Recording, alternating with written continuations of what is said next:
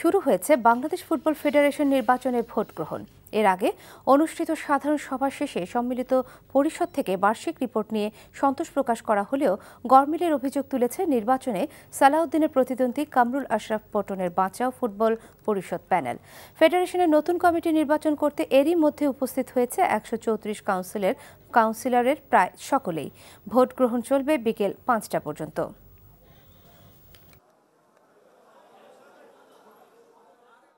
ওনারা প্রশ্ন তো ওনারাই করেছেন, 10টা-12টা ওনারাই প্রশ্ন করেছেন, ওনাদেরকে প্রশ্ন দেওয়া হয়েছে, ওনারাই উত্তর পেয়ে গেছেন।